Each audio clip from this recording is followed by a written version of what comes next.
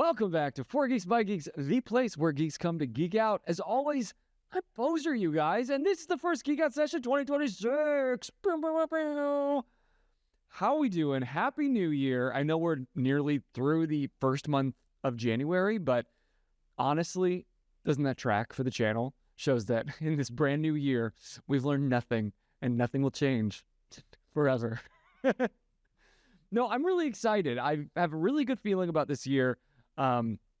Last year was such a big transition year in so many ways for me, and that was exciting in and of itself. But this year, I'm really excited to kind of be able to rest in some of that transition or following it, and just kind of see what we can do with not everything shifting under your feet at once.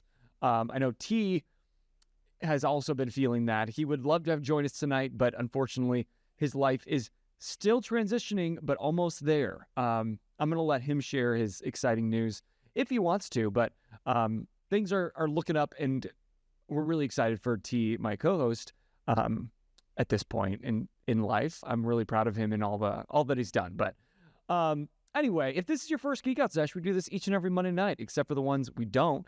And we geek out with brand new guests like cosplayers, authors, artists, game developers, or like tonight's guest, some really awesome people that are creating a really amazing community for those that maybe have a harder time belonging or feeling like they can belong to a community. So we'll get into it. But the first question is the question of the day. What's something that you do at your TTRPG table to make it feel safe and fun? I want to know like those specific weird things that you feel like you're the only one that does, so that all of us can steal those unique things and make them no longer unique. And I think my guests are going to have some really amazing intel on that kind of thing, especially for the people at your table, like really kind of basing your game for those specific individuals. I'm trying not to put the cart before the horse at this moment. I don't want to speak for them, but I'm really pumped. If you're a fan of Cantina 13, like we are, they actually got us in touch with this organization. They've worked with them in the past on some collaborations, and so I'm really excited to get to know them a little bit better. But thank you all for you all joining us, whether you're live here in the chat, like Bardwired, past Geek Out Sesh alum, or the many others, or maybe you're watching it back on YouTube or listening back on podcast while you're brushing your teeth or driving to work. I just appreciate for letting my mouth be in your ears. I'm just going to let that sit. And as we transition into tonight's episode, like I said, we kind of got connected through Cantina 13, our friend Dylan, and these people are creating a community, an organization, especially for the neurodivergent community. We all know that TTRPGs kind of attract a very niche community here in this world, but there is an even more niche community within that community that doesn't always get honored or appreciated or made to feel included in every way, and it can be difficult depending on your neurodivergence. So I'm really excited to introduce to you from Divergent Realms, Neil and Lisa. Give it up, everyone. Do you hear the applause? It's roaring. Oh, I can feel it. Deafening. Sounds like a golf clap to the podcasters. Like, wow, no one's there. Wow. Super impressive. Hi, guys. Thanks for joining us. Yeah, thank you so much for having me. We're super excited to be here. How is 2026 treating you so far? It's a whirlwind so far. And I was like, I feel like the word's already chaos. yeah, you said like it's almost over, and it just hit me that I was like, it is. How is that possible? I lost my glasses on New Year's Day, and I've been going sightless for almost a month. That's what just hit me right now. That's one of those things like, I'll find them or they'll turn up. Yeah. 12 months. It's been a month now, almost. Yeah. Can you see us now? Can you see us? It's more of a reading issue. So I can see you guys. It's fine. I just have to do that old man thing with the book, you know. Whenever I'm trying. I was gonna say, not to dive too deep into this, but you already hit like the time blindness of neurodivergent people, right? Where like if I asked you when you lost those, you'd be like, I think I lost them yesterday. But now that he said like January is almost over, you're like, oh my gosh, it's been a month. So 100%. you're already right. You're right in the right community, Neil. You're already right in it. Yeah. And it's perfect because all adult people at TTRPG tables are like, when was the last time we played? Oh, I don't know, probably a couple of weeks ago. It's been 6 months. You've yet to show up to a session. Right. It's also the like, well, we did this last time. No, that was actually 5 sessions ago. Yes. What's not last time? Shout out to the note taker. Yeah, I was gonna say I'm either the best note taker or the worst one, and then I either miss the entire game because I'm so busy making sure I have all the notes, or I'm like, I don't know what happened at all on anything. It's hot or cold, 100% or not nothing. It keeps it fresh. You never know what kind of experience you're gonna have. Well, before we get too deep into it, please let's let you introduce yourselves. Tell us a little bit about who you are and what you do as a geek. Yeah, so my name is Neil. I started Divergent Realms 10 months ago, almost to the day, actually. So we're still pretty new, just trying to grow and our community, get a little more attention and some more community members, really. But as a geek, I've really been in the culture my whole life. I grew up in a really small town in Idaho, 150 people. My parents were just complaining that it's gotten out of control because they have a neighbor within a half-mile of them. Geek culture was really... Yeah, I know. Yeah, that's what they said. They're like, I don't know, it's getting kind of crowded. We should look at leaving. I was like, well, just go to literally anywhere else and you'll change your mind. So geek culture was really hard to kind of come by, especially in the early days of the internet. So it was rewatching VHS tapes of Star Wars and Indiana Jones and all that kind of stuff, and going to the library, and that's where I found my first like D&D books. And for a long time, I just kind of was like playing it on my own because there weren't kids, there weren't anybody to hang out around, And it wasn't until probably 2008 or 9, I moved to the big city where there was 20,000 people there. So, it was a fast-paced life for me. I mean, that's way more than 150. Well, so I skipped a little bit of a step in there, but I did go, my first place that I lived outside of Idaho was Seoul, Korea. So that was like a flash of like the building that I was in had 5 times as many people as my entire town. So wow, it wasn't a Latin-based language. I had no idea what was going on. I was there for a few months, had a great time, and then came back and moved to the big city again. But there I kind of met some other people, started some bands, and just kind of drifted around in the music world, and always kind of kept D&D and Lord of the Rings and all things Lucasfilms and all of that. So yeah, that's kind of the summary of it. All right. What about you, Lisa? Love it. I am definitely a geek dabbler. So first and foremost, my name's Lisa, and I'm an LPC, licensed professional counselor at Divergent Realms. I also run my own private practice where I work with clients of all ages, kids to adults. And my biggest geekdom, like I said, is dabbling. So I grew up with 2 older brothers they were 10 years older than me. So they grew up in the 80s. So I'm very much so into like the 80s like lore, because I wasn't allowed to watch any of the new stuff. Like I was only allowed to watch their stuff. So like everything that we did when I was younger was just like us quoting their movies. And my dad, who is actually also autistic, who was like came into the world, it was trying to connect with us and realized that we would like be quoting these movies. So he started watching our movies to try to quote it at us so he could like teach us the lesson without having to teach us like the whole thing, right? He could just be like, I know the soundbite that'll get you to like understand what I'm saying. So like we actually had this really awesome like way of interacting in my family with like speaking in movie quotes like most of the time to try to communicate. So that's probably still where it lands. And I like to say that the other part of my geekdom is I think I literally help people create if-then codes for their life. So it's like, if they do this, then I do this. And a lot of that is about, one, just how neurodivergent brains process things, but I think is just a big piece of how my brain organizes and categorizes the world into spaces I can interact and like feel like it can actually relate to. So there's a deep running river that kind of connects everything that I talk about. Yeah, that's awesome. I love that neither of you have lost that geekdom in your lives. You've always carried it with you. We're huge on that here on the channel. Just geek out loud, and then you will find your tribe. because it can feel lonely out there when you're just trying to love the things you love, heaven forbid. But I think it's amazing that we have somebody creating you, the founder of Divergent Realms. Am I correct in that, Neil? Yes. Along with a licensed professional, which is a core tenet of Divergent Realms, and we'll get into it. But first, take us back to those so long 10 months ago.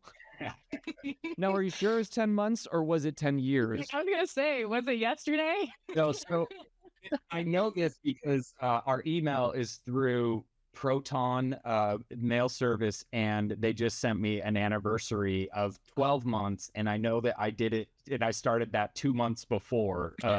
So I know because Proton reminded me. Thank God for Proton for helping us celebrate the little wins. Yeah, exactly. So how did this start? What was the first idea that thought this needs to be a thing in the world? So I love telling this story, so I'm actually really glad you asked it, because it's just encapsulates D&D so well, and I think anybody that plays can relate to it one way or another. But so my wife and I had some really great friends and in-person parties that was every Saturday, and sometimes those sessions would go like 7 or 8 hours because we're just hanging out at that point. You know what I mean? Like, we're just having a great time. And then we moved, and then we tried to keep it alive through Discord and Roll20, and it just didn't have the same thing. And some people had the audacity to change careers or have kids, and all this type of stuff. It was, nobody consulted their game master first. That's like, this is unacceptable. So I broke the group up. No, did they roll for children? Yeah, exactly. But it just kind of went to where the thing that we all know. Hey, let's meet up Saturday. Oh, hey, I'm sorry, this came up, and all of that. So we were like, all right, well, let's find some in-person tables. We tried to force it. It didn't work. And then after about a year of that, I got a call. We were in Denver, Colorado, and I got a call that said, hey, there's this job. You can come out to Virginia if you want to take it, but you have to be here in 2 weeks. And I ended up taking the job, and that was a pretty fast uproot. And so then my wife and I spent a few months trying to get settled. And what we ended up doing is going from just the culture of Denver to the culture of Virginia was a pretty big shock on us alone. And so we were having a hard time fitting in and finding something. So we're like, let's go to a pay-to-play D&D group, because if I put money down, we're not going to ghost. We're going to show up. And that's so what we need to be doing at our home tables, I think. Can we all? Yeah, exactly. Like, just charge every. I'm telling you, you run your car and you're like, we're going to go there. I don't care if the car broke down. We're jogging there. It's fine. But so we show up, and the GM before we showed up was kind of like, hey, you guys are veteran players. This is a new table. And I was like, that's okay. We totally love like playing with people that have never experienced the game before. He said, okay, you've only missed session 0, session 1. You can jump into the middle of the campaign and be good to go. And so everybody at the table, we came in and we met them, and we got really strong neurodivergent vibes from them, but I'm not going to just walk up and be like, hi, I'm neurodivergent. Are you? So we just kind of were playing, but seeing them in their shells, they were very much like a lot of new players are, where the role play doesn't come comfortable. Sure. And instead they're trying to think like what they wanted to do and so on. But instead of saying, I'd like to make these steps and do these moves, they would just talk about the end point, what it looked like. And so I'm going to fast forward a little bit, but we're in one session, and I think at this point we're like session 7, 8, somewhere around there. And we get pickpocketed by some orphans, a little like Aladdin street rat type situation. Okay. And I asked the guy that gets pickpocketed, I was like, we can go get your money, but that's clearly not the like GM's goal of this session. But if this is what you want to do, let's go get your money back, or we can continue on with like the mission. And I didn't know that in session 1, he had got like 1,000 gold that he was carrying around in this coin purse. And so he's like, I really want to go get my money back. And I Yeah. didn't realize at the time how much money he had. I thought he'd like lost some silver, you know? Yeah. But I was like, all right, dude, let's go get your money. So we chase down these orphans. We spend the whole session trying to find these orphans. And we finally find it. And he's playing, the guy that got pickpocketed is playing a rogue. His girlfriend was playing a half-elf fighter. And she finds the pickpocket, the boy that stole the money through a series of good rolls. And she grabbed him by his hair, picked him up to hold him at eye level, and then severed his head from his body and threw the head back to the other orphans and threatened all of them. And then took all of their money and walked away. That's And some game shit right there. Damn. she had like not spoke a word through this whole thing. And I constantly was telling my wife, like, I think she hates me, like as a human being, not my character. I think she doesn't like me because she's just so quiet. And then she came out of her shell and just was like, fuck it, let's do it. And did exactly what she wanted to play out. Didn't think that any of us at the table would judge her. And we all had the same look you guys just had of like, what the hell? But then it was like, let's do it. And so then we all like fought these orphans and all this other stuff, you know, and it was terrible and amazing.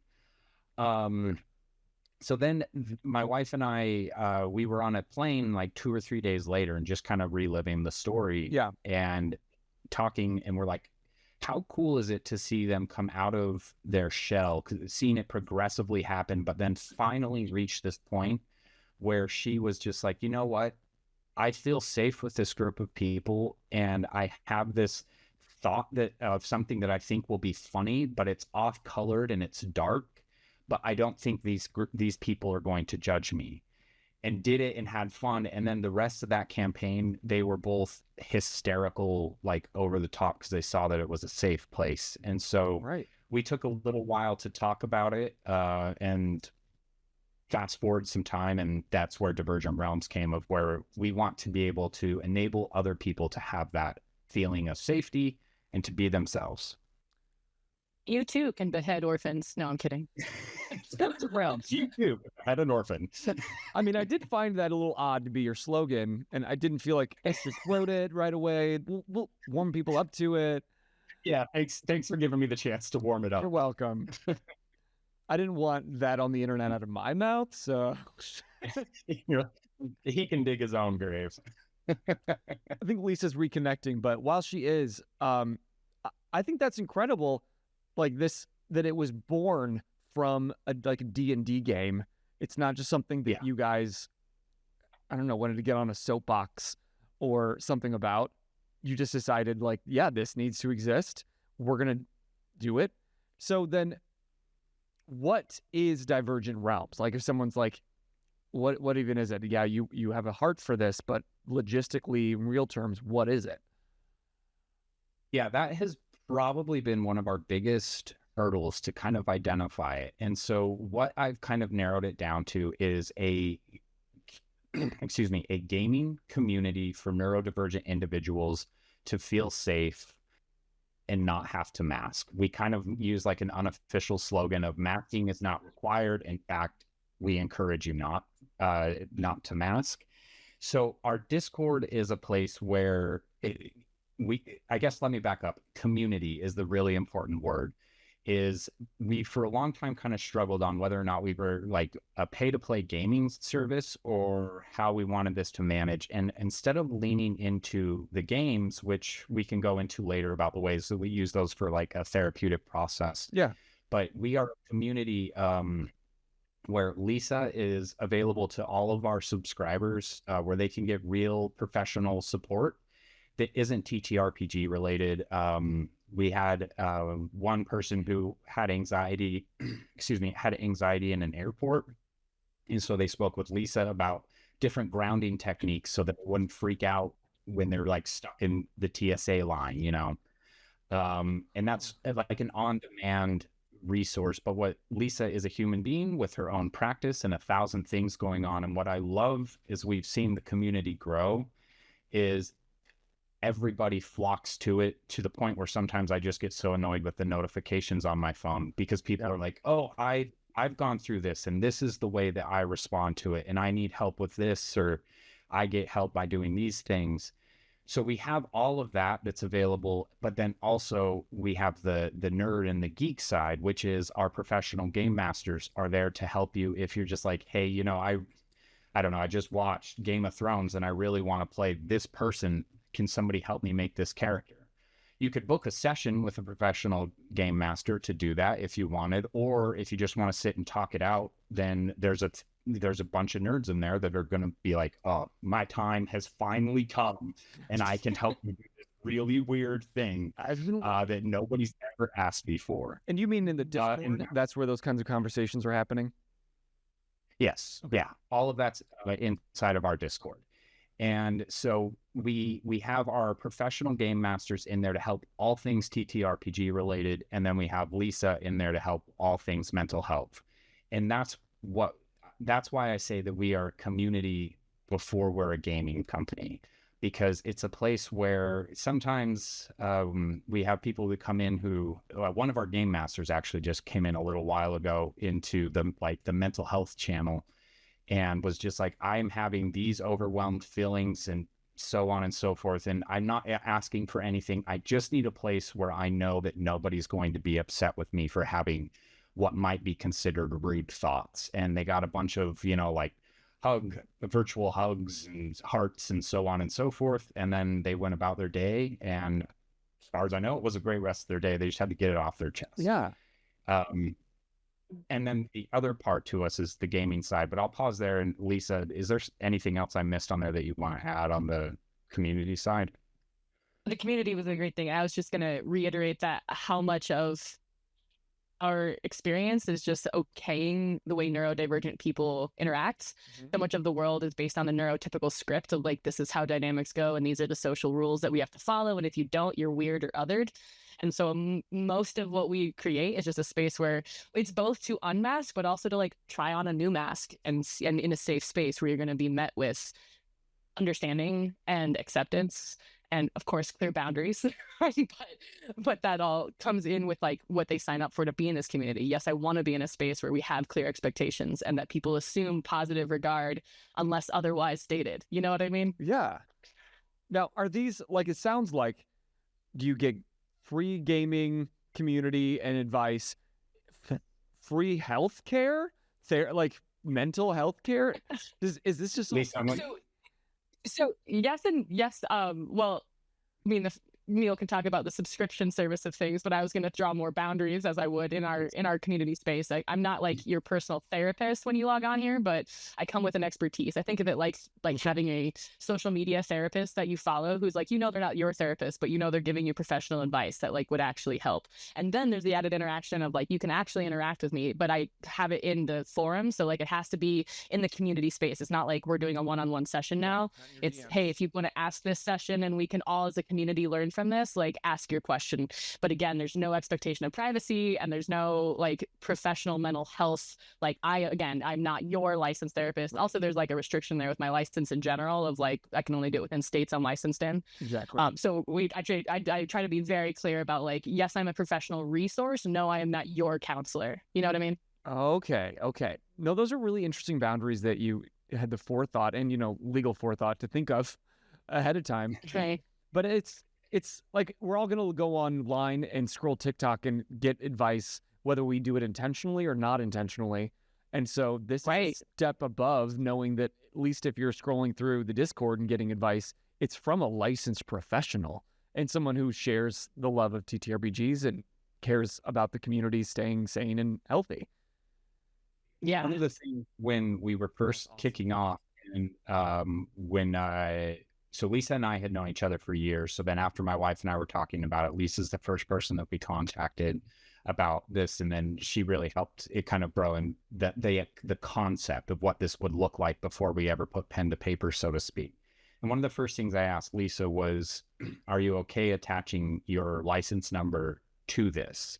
And the reason why I wanted to do that is because, like you said, of like scrolling TikTok and you're doom scrolling, and you see, I don't know, you see these mental health things that are saying like, did you know with ADHD, it's this and this and this. And I see some of the stuff, and I'm like, with my wife who has really bad and sometimes totally debilitating ADHD, it's like, that is terrible advice for her. I get that that works for whoever it is, but if my wife followed that could wreck like both of our months. Like, this could be really bad. And so our goal is with Lisa of having her attached to her license with it, and having her face and who you're talking to, is you can go and say, where are these resources coming from? Why do you think that this is the case? And as far as I know, we haven't had a lot of people hold back because of the public forum, like Lisa mentioned. But I guess I probably won't ever know if someone's like, oh, I want to ask, but I won't. True. But we have we see some questions come by that I'm kind of surprised, like, oh, that's a pretty personal question. And I take it as a compliment that they feel that trusting forward on it. But it's having that stamp of, I know who it is that's saying this. I can verify that they're a professional. And if I don't agree with, because I think that that's terrible advice, then I can go to this known professional source and ask them why, and then get professional further back resources to do your own research on why it is or isn't. And it's not just a TikTok talking head to you.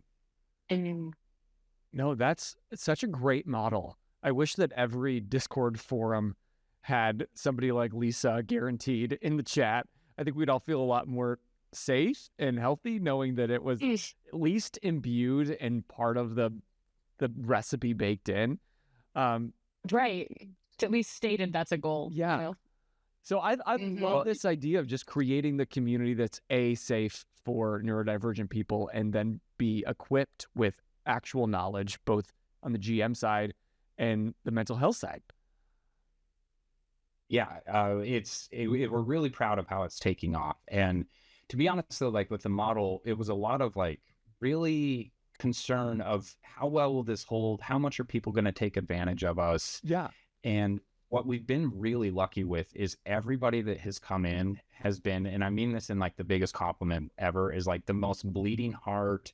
I have my own things that I'm going through, and I want a place where I can make other people not feel how I want to feel. And instead of coming in with the attitude of, I want to be safe, almost everybody has come in with, I want to help others feel safe. And that is pounding to me. I absolutely love seeing it.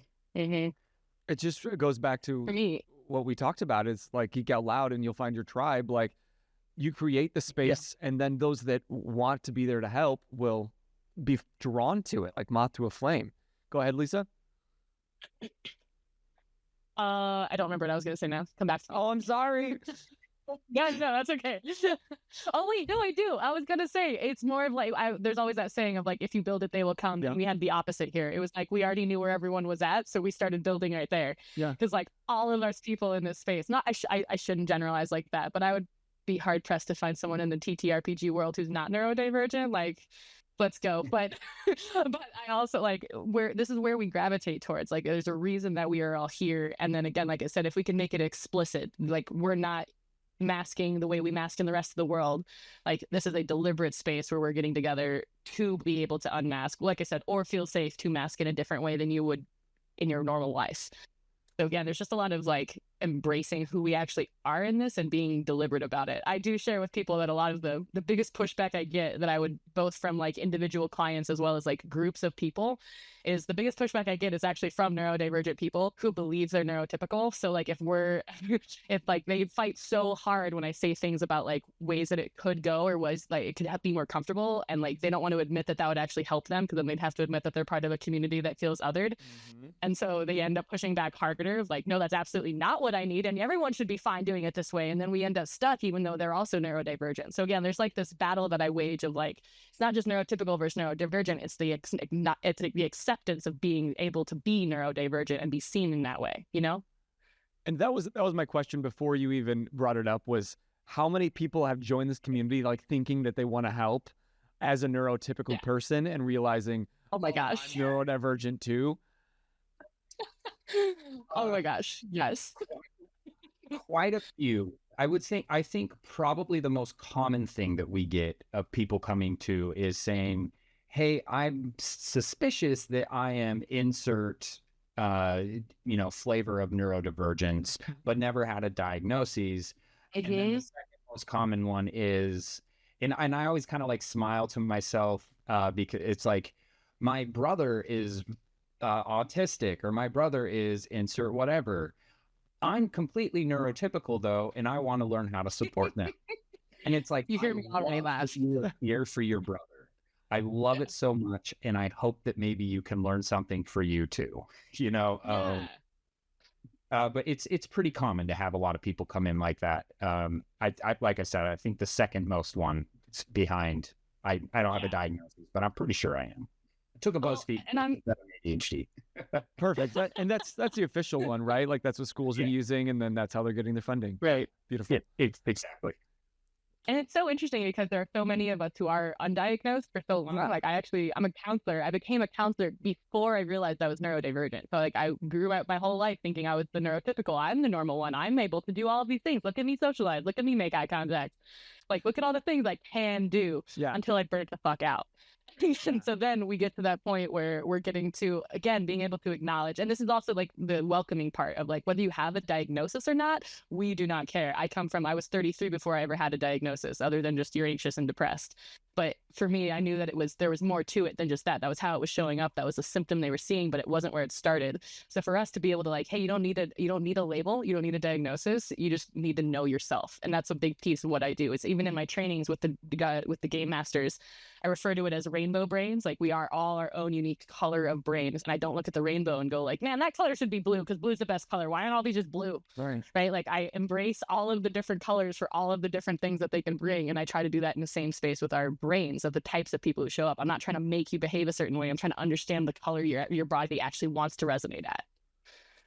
And so, like, forgive me if I'm ignorant in this, because I think I am, but for anybody else that is also ignorant with me, you keep mentioning the term masking.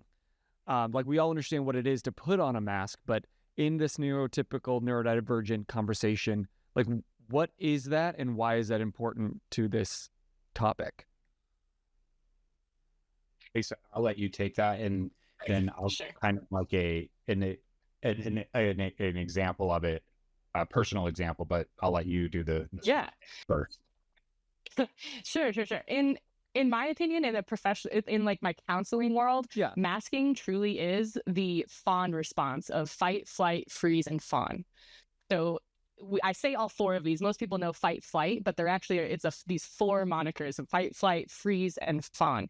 So I again go back to fawn is people please. Fawn is like, I'm going to put on whatever I think you need. And autistic and neurodivergent people, we're really good at picking up cues. People think we're bad at picking up cues, but we're actually really good at it. And then we get so many cues that we don't know which one to actually follow. So because a lot of people give like conflicting social cues. So then we're like, I don't know what to do. And then I get shut down, not because I don't like you, but because I care so much what you think of me. I don't know what to do anymore. And I don't know which one you want me to respond to. I can see you reacting. Like as I'm saying this, you're like, oh, I'm being called out right now. Oh, so you can't make up a fight or flight or freeze response just because I'm on the call, Lisa. You don't know me. You're right. I just made it up. I actually stopped you before I knew exactly what to say. Okay. He was DMing me before. We have this whole thing planned out. This is fine. Oh, I love this. This is fine. So for me, there's a lot of... Sorry, go ahead. Yeah, this is it. No, you're right. You're so in it. But this is actually the reaction that happens a lot, where we start to realize like how often we are actually doing this. Because this is like my thesis statement for a lot of my first-time clients is, hey, you're gonna deny this and you're gonna fight me on it, but I'm already gonna promise you that you're actually triggered 98% of your day. You're going to tell me, no, I'm not. This is just normal and everything's fine. And I'm here to tell you that just because it's your normal does not mean it's not an elevated nervous system.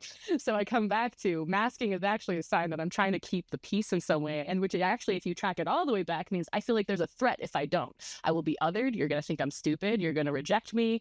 You're going to judge me. I'm going to feel stupid or incapable or think I'm not worthy. All of these come back to root-hearted like fears that we have. And again, masking is our ability And masking isn't necessarily like me lying. Masking can just be me amplifying the part of myself that you liked the best. But what happens is when we get into maladaptive masking, when I feel like the skill of being able to mask is a good thing. That means I can read you, and that means I can like adjust and be adaptable. That's not a bad skill. But if I feel like I'm failing because I'm not doing it, that's where it gets to be that like now I'm in the, like, it's up to me to maintain peace with everybody else. Otherwise I have done something wrong. That's too far. So then we try to mask consistently. If we go into like some of the theories that I operate with, our critical manager part of self takes over and goes, well, you only felt that emotion because you did something wrong. So if you just do everything perfectly from now on, you'll never have to feel it again. So just be perfect. That's all we have to do. That's all we have to do. But then we are gonna fail that way because we can't be perfect. So then we have other parts of self, like we call them our firefighters, and they come in and they're like, well, then we can just blame everybody else. You didn't actually want to be friends with them anyway, so run, right? So now we get the like, well, here's why you don't need to care. So it's our system actually trying to like rebalance itself. So when you get into all of the science, like there's so much about the physical response that's happening when I see somebody who feels like they have to mask. And maybe I went way off topic, but did that actually answer your question? I just thought you were giving me a therapy session, to be honest. Even my camera is having a moment. Camera's like, he needs a minute. Let's give him a second. Like let all that sink in. Like this is why masking matters so much, though, because it's not just like, oh, I'm like good at like putting on my persona. It's I truly feel like if I don't do this, I'm not worthy of your respect, time, love, consideration. And like the more that I'm kind of new to the DMing. I've been doing it now for my first time, like really getting into it, only the last couple of years or so. But I'm like seeing, when I first discovered D&D, this is on topic, I promise. When I first discovered D&D, I just saw like this open world and you could create a story with your friends and that'd be so amazing. And then I started playing and that's what I felt. And then when I DM'd, I saw such hesitation from the new players. Like at first I'm like, what are you, why? You can do whatever you want. You can like create a character. Oh my gosh. What's the holdup? But you were speaking specifically to like all four of those things are happening in the moment that like the spotlight is on them, maybe for the first time. Yes. They have no fucking clue what to do because their brain is either fighting, flighting, freezing, or fawning. Yeah. Which is actually part of the like benefit though of this space is we're actually like increasing people's, you know, we call it frustration tolerance, but I call it emotional tolerance. Like any emotion I can build a tolerance for. Yeah. And that's what's beautiful about D&D is you actually are creating spaces where it is literally, I could die right now in the story, right? Like my character could literally die right now. So the cool thing about neurodivergent systems, exactly, there is actual threats going on. So what's cool is we're creating a space where you can explore being in a threat state and know you're safe. So we're actually building tolerance for you to be able to handle real emotions in the real world of like, hey, I did feel this in my game and it ended up being okay. Means that I can feel this in my body this time and have evidence to give myself of like, hey, this actually was okay. You're not actually in danger. The problem is our bodies are not built for nuance. They're built for like safe or not safe. So even if this is like, did I get an email from my boss that feels like a lion is chasing me? So like our bodies don't know the difference. So you take me to a game and then you add in real world. What if these real players actually reject me, not just their characters? So now you've got real world fight, flight, freeze, fawn. And then you're mixing it with game time. There's actually like fight, flight, freeze, and fawn going on. But again, I sell this as like the social laboratory that we get to work and it's safe. And that actually is building the tolerance as we get more people exposed to it. It's like, creating neuroplasticity through simulations that actually, again, can rewire your brain in real life, even if it's the simulation we're doing it in. I am blue screening in this moment. Good. I'm honestly glad that this like feels like good information. You're not just like, yeah, I know that. Like, I'm glad to hear that this is like a lot of stuff because there's a lot that goes into the space we're trying to create for people to know that this is with knowledge of where we're coming from, not just like, oh, we hope you feel safe. Like, no, I get why you do not feel safe, and it's not just in your head, I promise. And that's amazing because there's way too many spaces out there that really they would create the same kind of community, but only for the clout. Maybe not only, but in the back of their mind, that's what's really driving it. They want to know that they're doing a good thing, but maybe not in the best way. And I mean, I'm grateful that there are people that want to do the right thing, but I think more importantly, we need people that are doing it in the right way with licensed therapists on staff. That's awesome. I just came from a con this last week, and I was sitting on a panel, and one of the guys that was in the panel asked a question.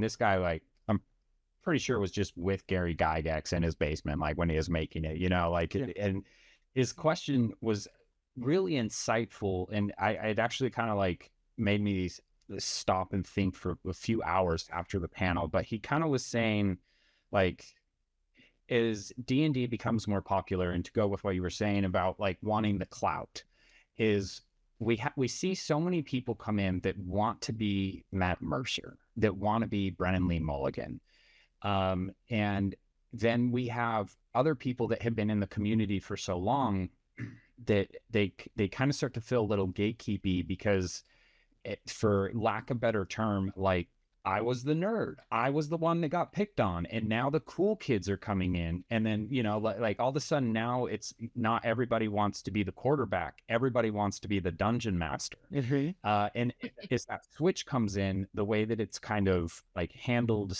is for the people that have been a part of the community for a while. And having this conversation with him, he was asking what my opinion is of how that should be looked at. And I was like, well, the first thing I would say is that it's good that we're getting more attention, because didn't we want this when, like, this is what we wanted it to be when we were in the community years and years ago, is we wanted it here. But as people start to become more aware of and learn and want more clout, I think it's just important that everybody at their own private tables, virtual or real, is that they teach the inclusivity of, like, hey, look, we are all trying to be vulnerable here. We are playing a game, but nobody watches like Shawshank Redemption thinking like, why did they make me feel my emotions? But nobody also says that wasn't a good movie. And the only way you're going to do that is by being vulnerable. And you can take the same thing through, and I know I already used an example, but Game of Thrones, where it was wildly popular, but there is so many emotional up and downs in that. And as long as we say, hey, as you're coming in to this community, understand that this is the setting that we are in, and teach that to people that come in, is, I think, really, really important. And I want to kind of go back to one thing you had said earlier, is when you're saying like you had your new players and they didn't know what to do, and they kind of you're like, you can do whatever you want. The world is your oyster. Go.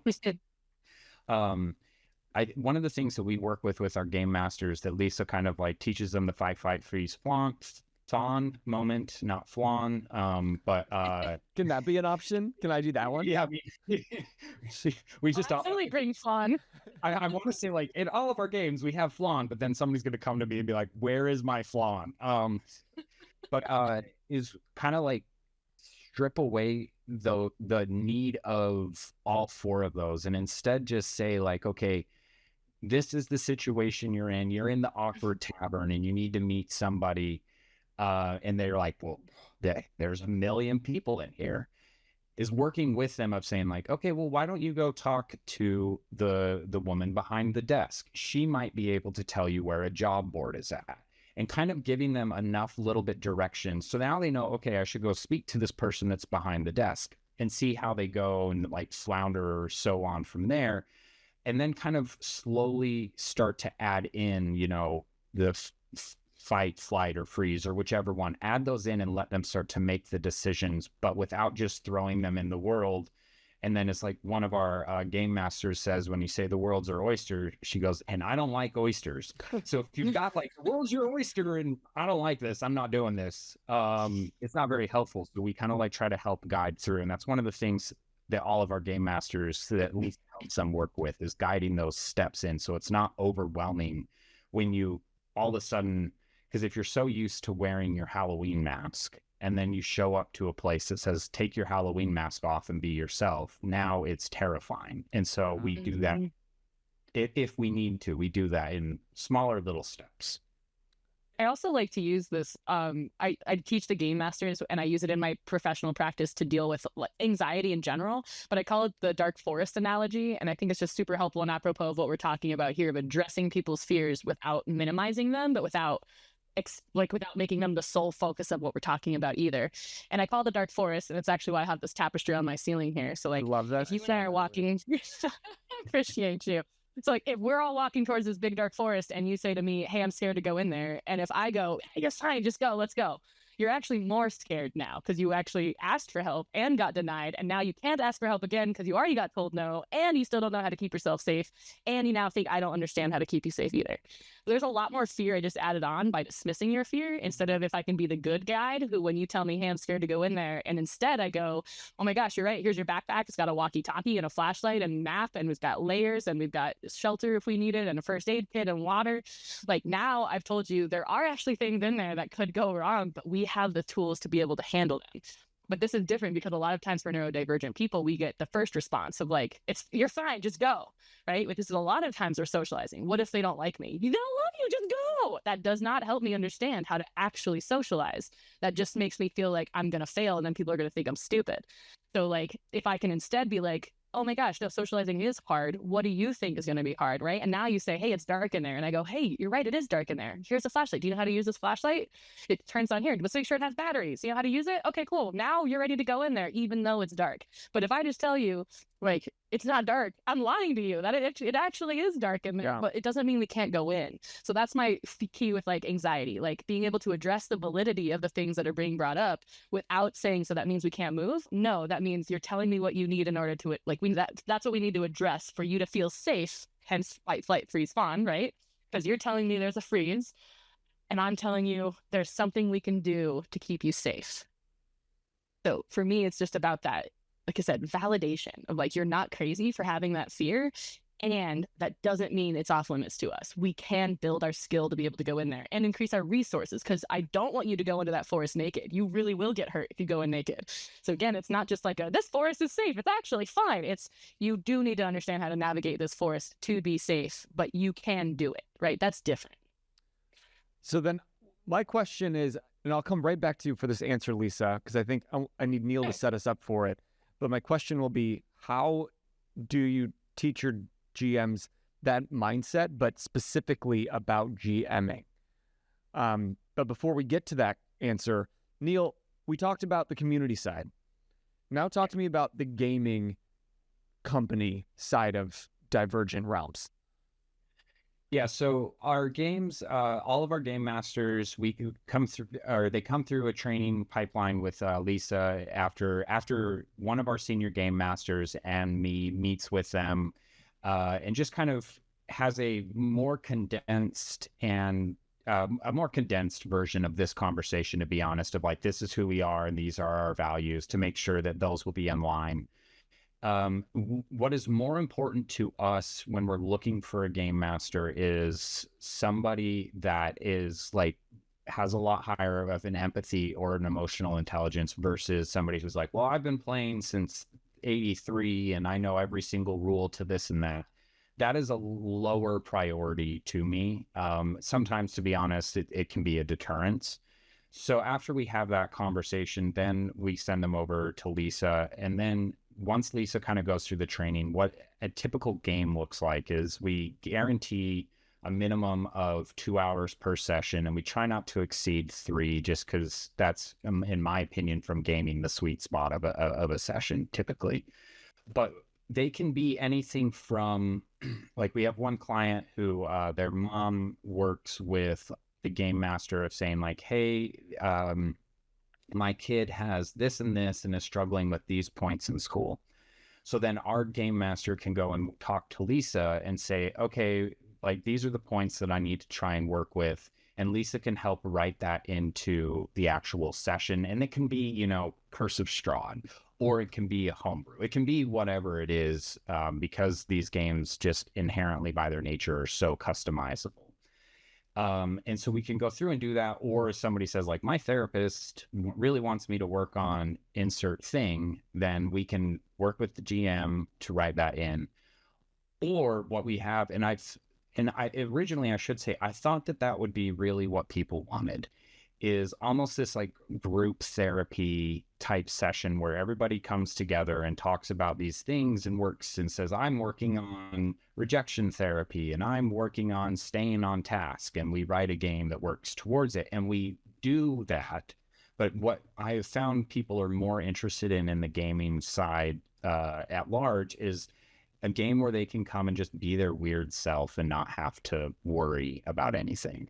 And then so in an area like that, where our game masters, where people just say, you know what, I don't have something I want to work on because this is my recreation time and I just want to relax. To escape. What we do, yeah, exactly. In people that are looking for purely escapism, what we do is session zeros are mandatory for all of our games. And before the session zero, we have a thing that primarily Lisa wrote. I did a little bit with it, but I can't take most of the credit, but it's a red light, green light process of various different triggers, everything from kind of like more severe things, like miscarriages and pregnancy and things that could be absolutely traumatizing, or kind of like the more generic things. Spiders creep me out, and you can go through and kind of green light it, which means I don't care, do whatever.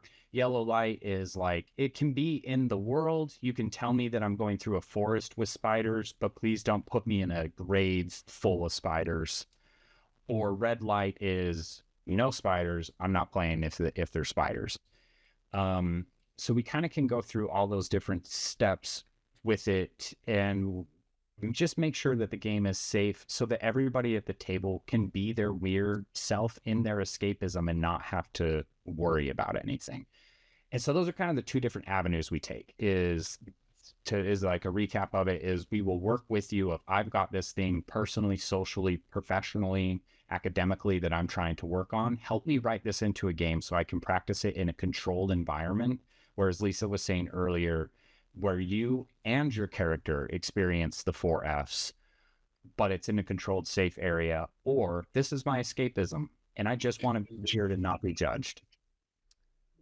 And so when you first come in to sign up for a game, are those like 3 kind of paths that you can choose?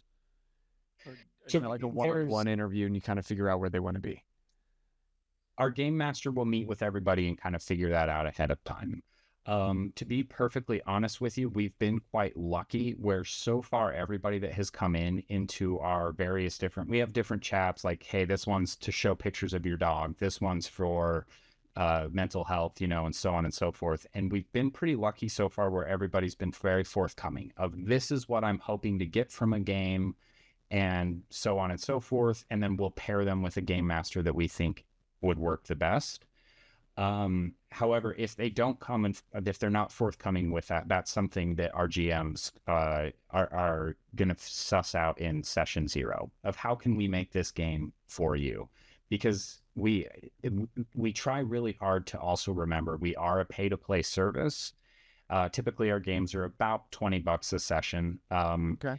And people are putting hard-earned money into that. So we want to also make sure that the game is what they want. So in addition to that trigger and consent form that I mentioned earlier, it's also just, what can we do to make this so that your $20 or however much it is when you're done, you feel like you maximized it. So it gets sussed out in session zero if it's not brought up before. Yeah.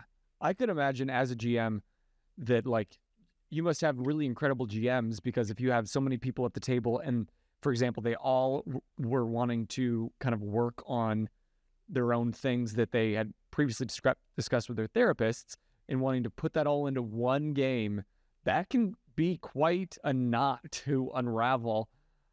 So that just brings me back to my question about, how do you even train your GMs to do this? I'm going to be like straight up honest with you. We have been lucky.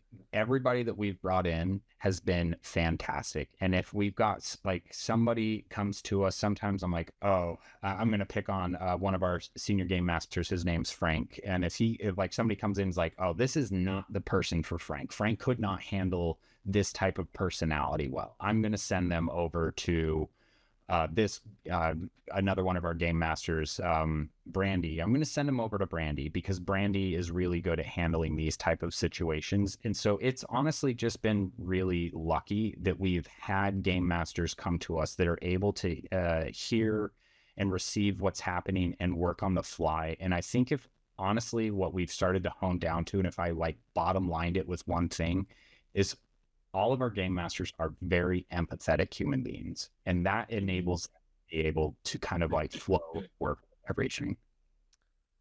Lisa, There's do you also have any- something in the Yeah, for sure. There's also something in the trainings that I make sure that we're identifying somatic practices, and somatic just means body. Okay. I'm sorry, I just saw the messages in our chat. No, you're I good. got distracted. You can. I should have not hit enter until you had finished your sentence.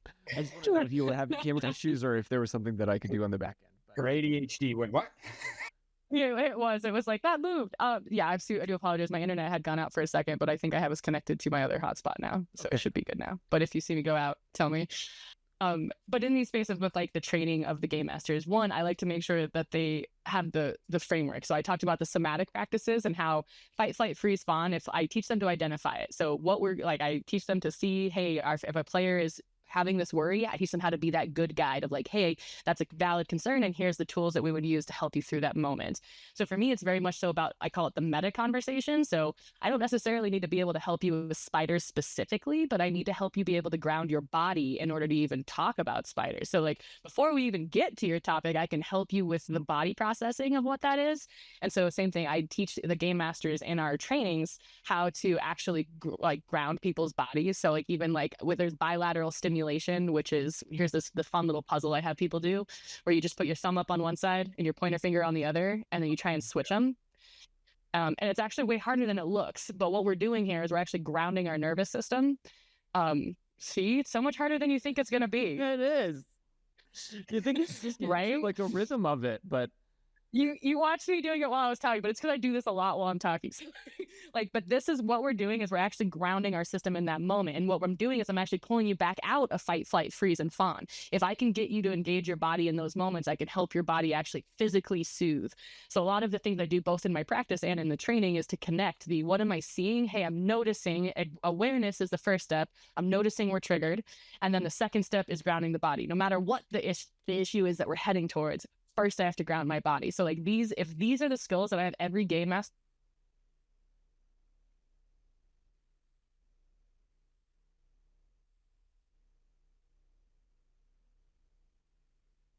are you hearing me? Can I hear you? Fully processed. Okay, sorry. Oh no, can you hear me? Things kind of got wonky there for a half second, but we're back. Got you. No worries. You can still hear me? I was waiting for everything to blue screen on me, and I'm like, oh God, don't do it.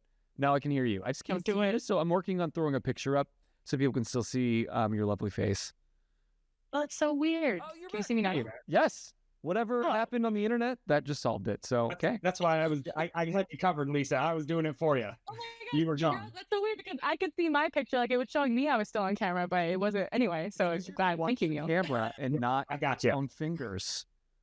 Why is that? It is. If you look at your own fingers, what's that? You're actually naming it, because when you have like that separation, your whole body is actually engaged trying to figure that out. But when you're looking at yourself, you're like, oh, I have to do this and I have to do this. And again, your body, it works like the left side of your brain controls the right side of your body and vice versa. So again, it's like that trying to activate both sides of your brain at the same time is why that's our goal, because we're actually trying to build the neural synapses between your left hemisphere and your right hemisphere. Because when we get into trauma moments, what your brain does is it actually separates and shuts down. So our goal is to turn it back on and pull it back together. So in these small ways, again, it's not about the actual trigger itself. It's about the fact that we're triggered and how our brain is reacting. And immediately we go, the first thing I teach in every space is the brain science and the physiology of, hey, when your brain is triggered, your amygdala goes on, your prefrontal cortex goes off. And now my goal is, how do I get my prefrontal cortex back on, and how do I rebalance my system? So all of the things that I say are all about that awareness. And I can solve anything by just naming, hey, I feel like we're triggered. Hey, let's get our body back online, and then we'll figure this out, right? Like if I can do that, no matter what's going on, then I can help maintain the calmness of this group and the acceptance of, hey, this is okay to feel. We're still going to be okay. But if people think this emotion being here means we're all doomed, then everybody's going to be in fight flight, right? So it's also about our GMs are amazing at managing like the emotions of people in spaces together. And again, just being able to name it very matter of factly and very helpfully identify what is the tool that's going to help us. Hey, we're going to come back together as a group and we're going to reestablish this. And we have lots of, in the session 0, there's lots of what I call putting on your seatbelt. And it's what my like my analogy for boundaries. Boundaries are way easier if they're like a seatbelt and you put them on before you get going. If you try to use your seatbelt after and you didn't put it on, it's not going to do you much good. If you're already moving. So for me, it's a lot about the prep work is mostly what I train people on, of like making sure that we're all on the same page and know how we're going to handle this when it comes up, so that nobody's surprised or like trying to fly by the seat of their pants in the moment. Right. This is sounding a lot. I also work for a school on the side, and I'm Yes. familiar with TBRI. I'm assuming that you've heard of this, and it's just like you're checking all the boxes of all the things that we were trained in that setting. So I'm like, yes, you can't think of the appropriate next step until your brain is now regrounded. We call it, like, flipping the lid. Yes. Yeah. Oh my gosh, you're on it. You're in it. I just, if for some reason, like when it comes to the D&D table, like for me, that is a safe space for me. I feel like, oh, good, I don't have to worry about anything. That this is a point of growth that I can focus on. And one of my goals is to become a better GM. And it's like forgetting that those trauma responses still happen at the D&D table, especially for the neurodivergent and for all of us, right? And so I love that was like the number one priority for your training and your GMs. Yeah. Yeah, you nailed it, because it's really is about like being able to acknowledge the fears that you would have had if you were in their shoes. Yeah. A lot of times when you're saying like, that's that forest analogy too. Like a lot of times what the quote unquote bad guide is doing is they're going off of their experience. Yeah. I'm not afraid, so why are you afraid? This is fine. I know it's fine, so it's fine. Let's go. But that doesn't help them understand why it's actually fine. So like what you're naming is like the quote unquote better GM. And I'm not saying that you're not an amazing GM, but I say like what you're naming right here is like the ability to see like, oh, I know I'm not afraid of that because I know the community we have is awesome, but I know they don't know that yet. So then it's about explaining to them like what they have in their bag and like what this community brings in order to support them that they might not have seen yet. So it's again reminding them of the skills and tools that they can actually use, even though you know that they might not need to use it in the way they think they're going to have to use it, but letting them know they could if they needed to is also a brilliant way. I see this in my counseling sessions with like having an exit strategy is actually the number one way to feel comfortable going into a space. If I don't think I can get out when I go in there, I'm not going to want to go in. I'm going to feel trapped and I'm going to be like, don't make me go in. But if I know that if I needed to stop and get a break and find a way out if I needed to, then I'm going to be way more willing to engage. So again, it's still about like identifying like, hey, you could pull the ripcord on this anytime you needed to is actually a helpful thing to say to all of our players so they know they're not walking into a trap. I'm taking notes on all these things. I'm like, all the ways that I can grow. I love it. Like exit strategy. Sometimes it feels trapped. And for me, yes. We've been For me, my exit strategy is like, yes, and exit strategy can even be just like small breaks. Like it doesn't mean I'm like I have to leave for entirely, but it can be like I need to be able to pause you when I need to pause you. And that's one of the other things I do with training the GMs is like making sure we establish how we communicate with players both ways. So how can they cue you they need something, and how do you cue them that you need something else from them without feeling like an attack, without putting anyone on the spot. And again, that means we have to put on our seatbelt before we get going, have these conversations before we get into that situation so that everyone's on the same page and feels supported. So what does the showing what's in your backpack analogy look like in real terms at the D&D table? If I was to get like super cheesy about it, for me, every single time your breathing is your flashlight. So your brain is actively going dark when you are triggered. Breathing actively lights it back up with electricity.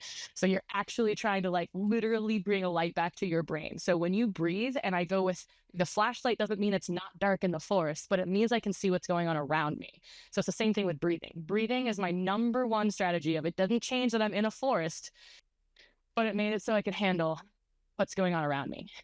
And I keep coming back to that. Breathing is what allows us to like physically be safe. And then we go back to like other strategies, like in your toolbox would be actually asking for what you need, holding clear boundaries with people, being able to say no, being able to, again, communicate with someone who disagrees with you. So again, that's that moment of like, what if we run into a bear? I would have bear spray, right? That doesn't mean that like, I'm certain I'm going to run into a bear, but it also means I'm not doomed if I do. Yeah. Exactly. Nailed it.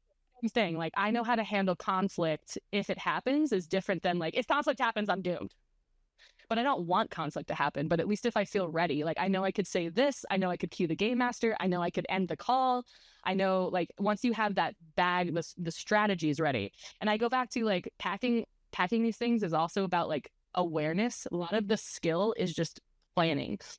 I know I'm going to get triggered. I'm going to have my flashlight out before I go into this dark space is kind of what I'm feeling. Like I'm going to be breathing before I go in there is also what I'm trying to identify. It's kind of like making this map of like, okay, I know I'm walking into this forest. I need to have things ready to use. Not like, man, I just hope this forest is super calm today and everything goes great. So again, it's that acknowledging like that these are actual fears and that we truly do need to be ready, but also validating the I am confident enough to be able to handle this if it were to happen. Yeah. And that is where we're also like, that is a big piece of what we're actually after is rebuilding a lot of neurodivergent people's self-confidence and self-esteem of like, hey, you can actually ask for what you need and people will support you. Because a lot of times that's not what's been the case. Many times when we were neurodivergent kids, it was like, hey, this feels really, felt like someone was being mean to me. And they're like, no, they weren't. You're just too sensitive. You're like, okay, fuck. I guess I won't ever bring that up again. Right. And instead, we're able to like actually hear people's what they need us to hear. Yeah. I am taking so much away from this conversation beyond the D&D table, beyond this Geek Out sesh. I'm just glad. now like Oh my gosh. thinking of every interaction that I have in my day and like, how did I score on that one? How did I score on this one? Okay. Like we're learning, but we're all trying to be better in 2026, right? So I'm grateful that this is the first Geek Out sesh of the year. It's super appropriate. Oh. So love this vibe and like love all of the self-awareness that can come from it because it really is about compassion. And that's the biggest thing I tell my clients too is you win this week when you notice it's happening, not by making it not happen. You win this week by noticing what's happening because it's a lot of times we're trying to like fix it by denying that it's happening because if it's not happening then I win. But that's not my goal. My goal is actually to have you be more aware of what's going on inside of your system. Because I do go back to my thesis statement, which is neurodivergent people are actually triggered probably 98% of their day and don't realize it.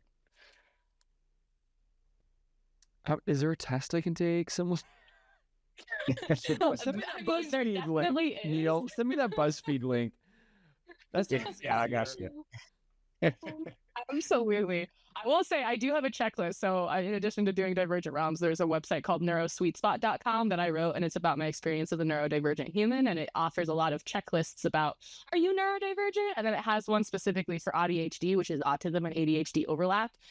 Which is one of the ones that gets the most traction these days because if you are late diagnosed, you probably have both because they mask each other in really interesting ways that like make it so that you don't look like either of them. And so nobody will actually like catch it. And if you're like, I think I'm ADHD, they'll be like, no, you're not because of this. But it's really because like that other trait they named is like an autistic trait. And so then you're like, but then if you say I'm autistic, they're like, no, you're not because you have lots of these things that are like 80. And then you're like, but okay. So then you get like denied from both spaces. So I say all of this because there's a lot of knowledge that you can do by going to the checklist on my website of just like what it looks like in behaviors rather than how it's listed in the DSM. Sure. Okay. And the DSM is like a statistical diagnostic manual. Sorry. Well, that is what I will be falling asleep reading tonight. So I'll report back my results. Check the stories in the morning, fam. If I'm neurodivergent. Please do. Like, tell me how called out you feel in those list of behaviors. Yeah. I'm getting like this entire interview. It's not voting well for me. Or is it voting great and you're realizing how much you've actually found your community? Yeah, it's voting real well for you. But that's exactly what you said. Like a lot of those typical neurotypical people who think they're neurotypical but aren't are like, no, that's not me. I'm like railing. I feel myself railing against it. So we'll see. We'll see. It's like that catch-22. Yeah. Something that got brought up a little earlier, and it kind of goes in line with what you're just saying of like feeling like, I don't know, is it? And so for me, when I very first got my neurodiversity diagnoses, I guess, was... I'm going to say certificate. My certificate. If there was one, it would not be comic books behind me. It would be... Yeah. Just carry that shit in your wallet. Like badge. Diploma. No, but was for obsessive compulsive personality disorder, which sounds a lot more dramatic, but I call it diet OCD, OCD light. And, you know, there's a bunch of other letters that in acronyms that kind of get associated with all of that. But I didn't get that diagnosis until when I was 30, I had a stroke. And they were like, well, why would a healthy 30-year-old have a stroke? And then they're like, it was stress induced. And I was like, I feel like there's more to it than that. So fast forward through everything and they're like, oh, okay, well, you actually probably have all these different other things going on. One of them being OCPD, which then led me down into the neurodiversity, my own self-exploration of it. And one of the things that I discovered is another one of the, I guess, diagnoses that's relevant to this is I have major depressive disorder, which was kind of like where Lisa was saying, like, people say, oh, no, you don't have this because you have these signs. And so I never really fit into it. And it was always just, oh, well, you're sad all the time. And it's like, well, I don't think that that's the right answer. And I was, for the longest time, I was always chasing euphoria. I was, because I would, you'd have these moments for people that suffer through depression. They know that, like, you kind of have this numb state where, like Lisa was saying, where you're kind of always operating at this like triggered level. And so you have this numb emotional state. And then when you feel happiness, it is euphoric. It's amazing. And so I would have these glimpses through most of my life of like, this is what happiness is. And it's like the time when I met my wife and I realized that I fell in love with her and how great everything felt, or all these other moments that are these highlight reel moments. And so I was like, if I don't feel that, then I'm not happy. And it took me the longest time to realize that that's it. I was living it. If you think of like, I ride motorcycles a lot, so I think of tachometers all the time. But if I'm redlined, then that's, if I drop down to 6,000 RPMs, that's my euphoric moment. But that doesn't mean the engine's idling. That just means that I got a break for a minute. Mm-hmm. And so what I didn't realize is that I just needed to kind of accept that my tachometer was always a little higher, and that because like right now, I don't have any of the like compulsive thoughts and things in this moment that go along with major depressive disorder. But I don't necessarily, like, I'm not Robert Williams about to fly away and never land holding on to my happy thought either. And I think that that's something that is really important to kind of understand. And we work with our game masters to try and get that point of for themselves, but also for their players, is that when we're so used to our players that come in and they're always redlined on their tachometer, just bringing them down 2,000 or 3,000 RPMs is enough to give them a breath that they wouldn't have had, or hopefully enough to give them a breath that they maybe wouldn't have had in their day. Where if their day was to just sit down and binge whatever their favorite show is, because it turns out binging your favorite show puts you in a rut that makes you think, I haven't done anything with my life, which makes me think this, and so on and so forth. So anyway, that was, and now I kind of lost my train of thought on it, but that was something that Lisa said earlier that I felt was relevant. No, I think it highlights just another example that neurodivergency doesn't appear in the same ways across, I mean, like you said, we're all rainbow brains. And in that spectrum of color, there are a million different colors between red. Literally. Yes, literally. So I just think it just highlights more, like while you're speaking, I just keep continuing to think, like, what sort of neurodivergency things are my players dealing with? Are the people in my life that I can try to help them come down a few thousand RPMs, specifically at the GM table, but also in life? You nailed it. And I think a big piece of what we're after here is these conversations themselves actually help us come out from the shadows and like be validated, because a big piece of okaying, and I go back to my goal is increasing emotional tolerance. People think that my goal is going to be to make them happier, but it never is. My goal is to increase emotional tolerance, which means you're able to handle all of the real life emotions that come with being human, instead of thinking that I'm a bad human if I feel sad. No, sad is actually a very normal human emotion that you need to be able to feel and handle and get a message from it. It's giving us a message that we need to be able to understand. The thing about, if I was to like sum up neurodivergence in like a short soundbite, it's that we have overactive nervous systems. So it is about the amount of sensory input for a lot of people. Like, that light really is that bright to me, or that texture really is that gross to me. Like, those are very much so things from my life that people were like, you're just being dramatic. And I was like, I mean, I guess, but it feels really bad in my body. And like, there's a connection between in neurodivergent people, we feel things bigger than other people. So I always equate it to like a metal detector. Like if I'm looking for like trinkets of metal, there are metal detectors that will be able to calibrate to that. But I am a metal detector that can pick up like the minerals of the soil. So you're like, there's nothing here. And I'm like, yes, there freaking is. And I'm not wrong, but it's not what you're looking for. So then I end up looking crazy, you know? So there's like this moment of, again, going back to the confidence and the validation. Hey, I know I'm not wrong, but I get it's not what you're looking for. So let me try to readjust, or let us readjust what the question is so I can better help, right? So a lot of my job really is just helping us ask the right questions to make them feel comfortable, like they can actually be present, and being able to name, hey, I can tell that you're freaking out right now. I want you to know we've all been there and you are totally in a safe space. Like just saying that, instead of trying to like make you feel better and make you act like you're better, having the what I call the meta conversation, the conversation about this conversation. Hey, this conversation, I can tell you're shutting down in it, but I want you to know we're all here to support you and you're okay. Like just being able to name that is actually a skill set that you can practice and get better at. But we grow up in the neurotypical social skills where we try to not name things directly and we try to just make you act like a different way. So if I just be super cheery, then you'll be super cheery, and then we don't have to talk about how sad you were. But that's not going to help. Right. So coming back to like relearning it's relearning social skills. And so I feel like the biggest piece of what we do is we normalize neurodivergent social skills.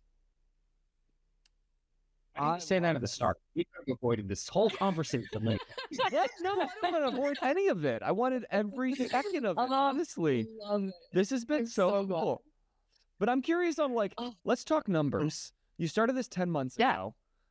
How many people have like joined the community at this point? What kind of feedback are you getting? Just for anybody that's watching this, I mean, like, oh, okay, well, are they really having an impact, or the kind of impact that they're looking for? Let's prove them wrong.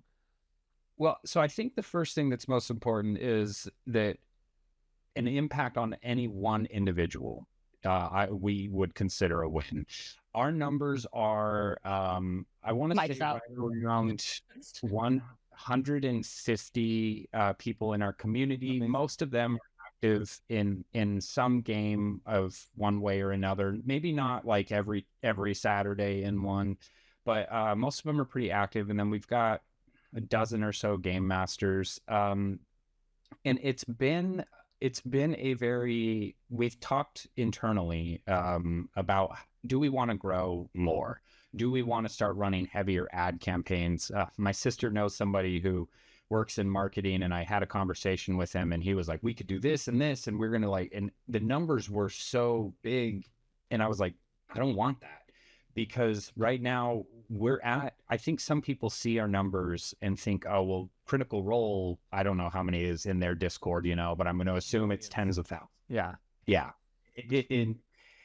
I don't want those numbers, because it's not that it takes away the community aspect of it.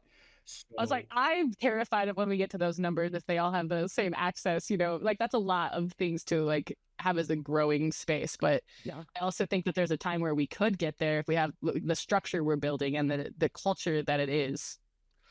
Right. But where we're at now, I want to say it's about 150 people, not counting our game masters. And I might be wrong on that, but I feel that is we're increasing every, let's say, 10 people a month right now. And that's kind of at the pace we want to go, because every single, this is really kind of silly and a little embarrassing, but every single person that comes in, I like to be like, hey, welcome. Thank you for joining. This is who you are. And if you subscribe, I can tag you around and say like, go over here. And this is how you can do this. And I like being able to make that touch with everybody, because we've all joined Discords before where we're fans of this or that. And then it's just, you get this automated bot message of like, do this and do this and do this. And then it's like, this isn't what I thought it was going to be. And so, yeah, we're really happy with the growth that we're at. We're growing steadily. It's not large, impressive numbers, but because community is our driving force, that's the rate that we want to be growing at right now. Yeah, and I commend you for that, because like similar, like the FGBG kind of started as the same kind, 4Geeks by Geek started as the same kind of endeavor. We just want to create a community for people to be able to geek out loud with about whatever and not feel judged. And And like 6 years later, we still haven't like topped off, you know, we're not going viral all over. But like the marketer in me, I do a lot of marketing in my real job, like is fighting my Bozer side, because like I like it small. I like it like you can have that one-to-one connection. I know the people I'm talking to. I have a real connection with them. I can meet up with them at cons and like feel like, yes, I know you, not just some random like endless chat that no one's actually paying attention to anymore. So yeah, I sense a little bit of reservation in your sharing that, but I totally commend you. I see it, and I think that's the right move. I mean, from an outside perspective, and also to validate my own feelings on my moves for this community. So, I love it. yeah, thank you, Josh. We're building each other up. Yeah.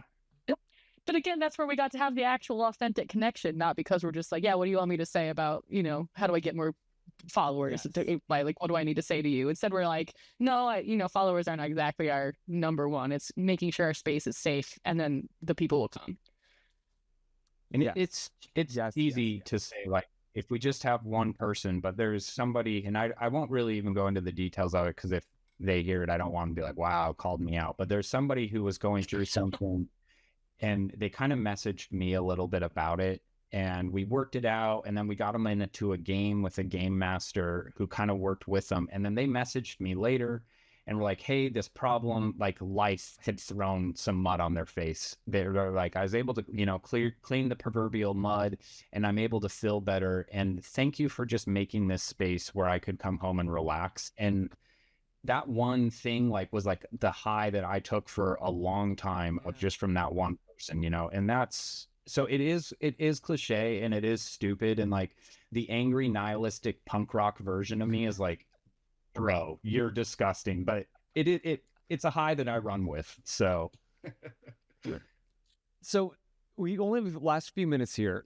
Talk to the person that has listened to this whole conversation, is excited about what you guys are doing, thinking about, do I join that community? Do I join a game? But unsure whether they're qualified, unsure whether they would like fit the target market.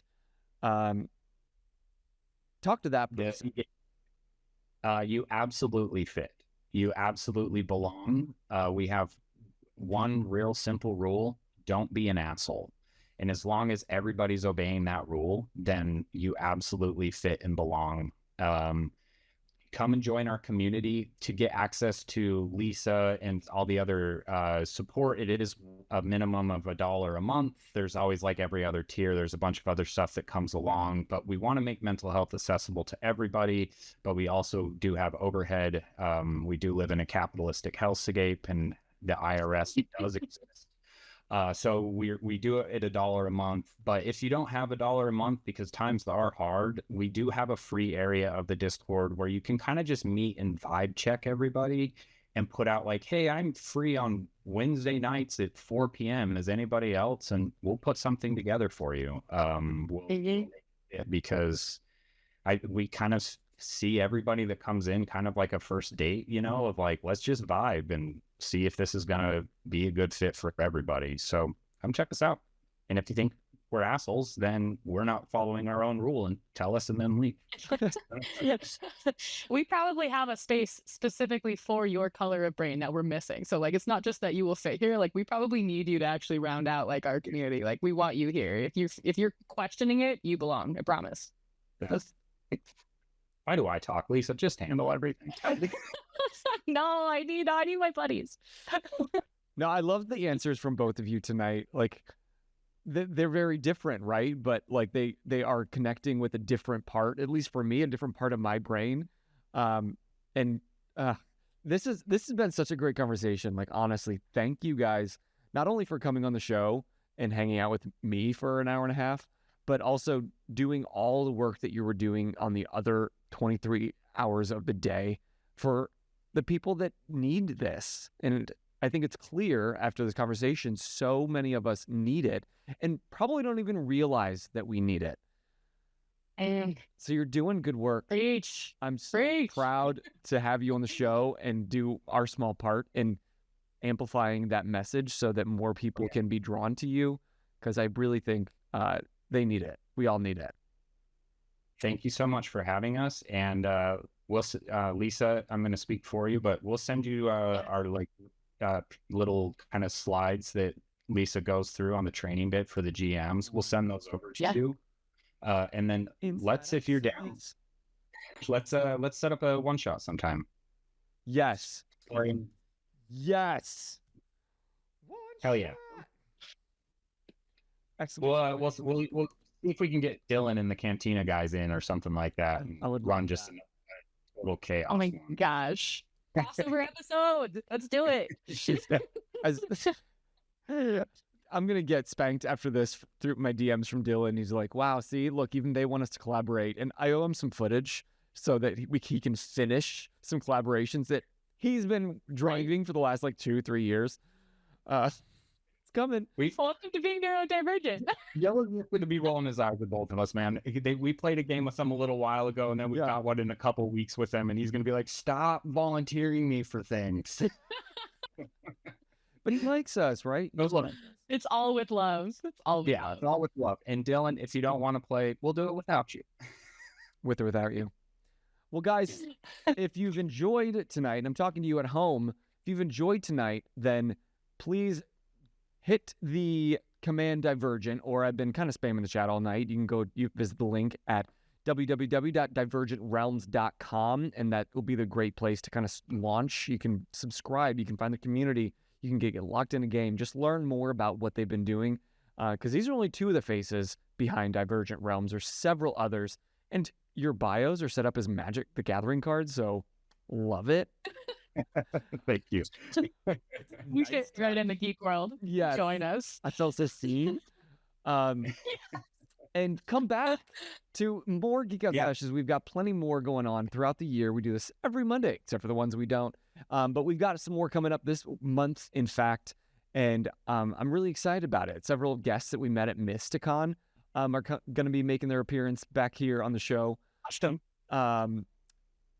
And honestly, I can't stop saying thank you enough, because it's for all the times that you don't hear it enough, I think you deserve to hear it from me at least one more time. Thank you. Thanks, man. That really means a lot. So appreciate it. For real, it's been a privilege to be here in this conversation. So thank you. Would love to come back. We'd love to partner and collaborate more. This has been great. Let's do it. That's what we're here for. Building the safe space. Build it out. Absolutely. But until next time, everyone, I am Bozer. I'm Neil. I'm Lisa. And you just keep geeking out. Geeking out. Bye-bye.